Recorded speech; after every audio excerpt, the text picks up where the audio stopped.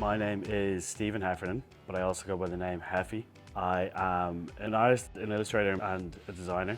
I've been doing it for, I'd say, professionally, maybe like 8-10 years, but have been into art really my whole life. I'm currently living and working in London, but coming back. I'd say I'm back once a month back to Dublin. I was always into art when I was a kid, and I never really knew that it could be a job and you could do it as a career. I always thought if you were into art, you kind of had to be an art teacher or sell paintings. I didn't realize that there was other jobs that you could do, like stuff like design or being an illustrator. So once I found that out, I just kind of knew that's exactly what I want to do. So I've pretty much worked in every aspect of being a designer and a web designer and working with video and kind of working with everything. But an illustrator designer, like working with visuals has always been my thing. I really like the idea of being able to kind of sum up something with like one image. So just having, if you've got like a whole paragraph of description of something and being able to just distill that into just one image, someone sees it, they get exactly what it is. That's my goal with a lot of work. What I'm always trying to achieve with work is like, kind of making it as simple as possible and breaking it down as much as possible so everyone can kind of experience it and understand it. My process of how I like to work, it's taken a while to develop it because I feel like it's, especially in briefs like this and bigger projects, it's hard to rein it into a very structured process because it sort of can't really be in a way by its nature. So I guess my process usually is I'll just have like a pen and paper. I just sit down and kind of draw mad scribblings on a page. And I'll just kind of get words to do with the project, words from the brief, any kind of first ideas, initial ideas, sketch them out, keeping it really loose and breaking down the bigger picture and sort of how do we bring it all together into one thing. So that's sort of the first process, is like just keeping it really loose and trying to figure out like what direction it's going to go in. I think I kind of knew straight away that I wanted the focus to be on bringing the inside of the Postbox out and bringing the love that people are sending, like bringing that out and having that be the kind of hero and having like that be the main thing. So I guess with that, the next step was like how do you do that? Do you do it in a fun way, kind of like witty, or is it like really serious that it's a lot more heartfelt? Because it's, they could be quite different and even like the approach can be kind of different. I sort of want it to be quite like an Irish approach to it. So if you look closely, there's like funny stuff in it. It's a bit kind of witty, but there's a bit more sort of like serious and kind of like lovey stuff. And I feel like a lot of times people have a problem being serious about things, and especially telling people that they love them and, telling people how they really feel about things. And, we use a lot of humor to convey those kind of messages. So I think with that, it's not having too much of a laugh with it. It's still a bit serious, but it's also not so far from the day-to-day of how you speak to your own family and your own friends and that kind of thing. So I guess it was bringing that tone of voice in and then sort of showcasing it. So you have a bit of that, you have a bit of kind of old Irishness to it. So you've got a bit of nostalgia of like the type of different cards that you're sending to people for different kinds of occasions. So basically trying to weave all that into one thing, and that it's all sort of like bursting out of that center point of like the Postbox being the vessel for all of these kind of little notes of love to be sent around the country, and that they're all kind of bursting out of the Postbox to their different recipients. And I think it's just that, it's kind of bringing those little messages, like giving them a bit of their own sort of character and kind of heroing them, I think was sort of the main message to get across. And kind of as a bit of a reminder that when you see it, you might see that it doesn't have to be a big thing, even just like just letting you know that I'm thinking of you. If you haven't spoke to your nan in a while, or your friends away, they'll always love to hear from you. And that's kind of, I guess, a bit of a thing to get across as well, that everyone's happy to hear from you when you don't get to see them every day. And even when you do get to see them every day, it's still kind of funny to send a card and then it arrives and you're sitting next to the person.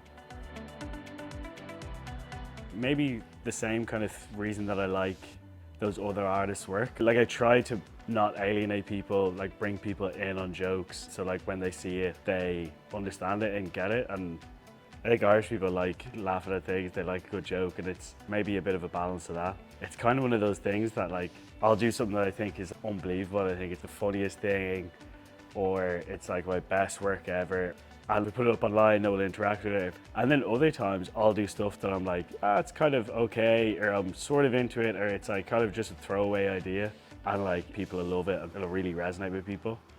So it's kind of funny, yeah. I don't fully understand in a way, which I like, because I feel like if you try to develop a formula too much, I think sometimes you can kind of lose a bit of the specialness. I think a part of it, I don't really understand why people like it, and also I'm sort of happy to not understand. I'd say the main sort of inspiration, two big artists are Steve Powers and John Julian.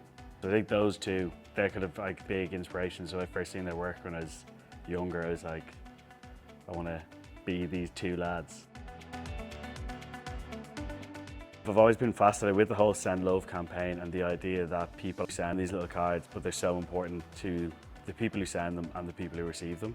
That kind of idea that it's just this tiny little envelope, this tiny little postcard being sent out, but when that comes through the door and you see your address written on it and you're trying to guess who it's from, even just from their handwriting, I kind of wanted to bring that idea to life a bit. Of each postbox is full up with these like tiny little messengers of love being shared around the country all the time. And I think people kind of forget sometimes like how special it is to get it. It doesn't need to be a wedding invitation, or it doesn't need to be a card for Christmas. And even on the design, there's little kind of messages on them of the day-to-day things.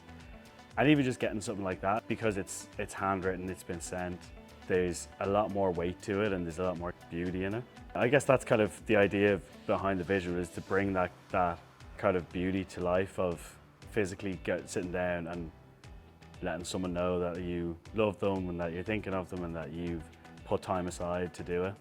I think that's kind of the crux of Send Love, is I guess what I think, sort of bringing that to life. For me, the best kind of card to receive or postcard to get is when someone is doing something they are just thinking of you. Like if I've got a friend who's on holidays or living away from family, getting like a little kind of message from them is like, it's always so lovely. Like even the last time I was home, I'd left my bank card in my parents' house. And my mom just posted it back to me in an envelope, and she just put a little handwritten note in it. She was just like, here's the card, love you, see you. And even just that, it was just so lovely. I feel like you always know at Christmas you're gonna get Christmas cards. Whereas I think randomly, if you get like a postcard from a friend who's away, you know, it's a lot better than just a text. So I think something like that, yeah, kind of like sporadic, I feel like they're extra special. But as time goes on, there's more and more that I miss about Dublin. It's actually just been 2 years now. And I'd say, to be honest, it's like it's food and family and friends. I like the big ones. I guess like small little things like hunky dories and like proper potato, all that kind of stuff. And then also all my family and kind of most of my friends are still back here as well. So that can be a bit hard because I'm used to working in the city, finishing up after work, like having a bunch of people around, go for a couple of pints. And it's a different kind of buzz, you know. Still good, but it just kind of makes coming home a bit sweeter every time. My sister-in-law, she had posted over a huge parcel of Manhattan popcorn, just because we're both too fiends for it. And when it arrived, we were like kind of like freaking out, because it was like, what even is this? Like she didn't say, there's no notes with it, there's no whatever. She had just like packaged it all up and decided to send it over just as a bit of a gift. And it was a good year ago now, we're still working our way through it. So they're just all like little kind of compressed little bags all stuck in. And I feel like I'll be back in Ireland by the time it's all gone. To be honest, I actually think anything is good in them.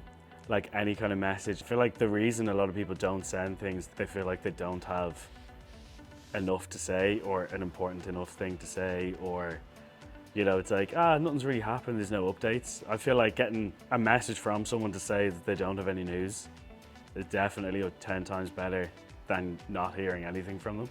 If someone sends you a card, even good or bad, anything that's on it, having it up in your house or having it there to like even just remind you of them for the next couple of weeks. It's kind of like when someone gives you flowers. It's kind of the reminder of the person got you that. And I think it's kind of the same sometimes with stuff like cards, and I think anything you can sort of gift someone without it needing to be like their birthday, you know, or a kind of an event is like, so I kind of feel like anything. Home, family, rain. I think sending love, delivering love, happiness. I'm always very excited, especially now me and all my siblings are all adults now. So we all live like our own lives, and it's always a very nice thing that like we all get together at Christmas, and you know, we're up at my parents' house, just sitting down for dinner and stuff. It's nice to kind of like be able to just get together, just like relax, and there's nowhere to go. You know, there's nothing to do, there's nowhere to go, like you're not running off. That and the food is like big, huge Christmas dinner, and then making a load of samples about it like after. I'd say I think about it about once a month of like just this massive dinner and just eating for 6 hours straight. I think it has to be Tato, to be honest. I feel like King are lovely, but I'll always go for Tato first. King are great, but they're good. So they're good like if there's no Tato about. And then as well, it has to be Barry's tea bags, no question.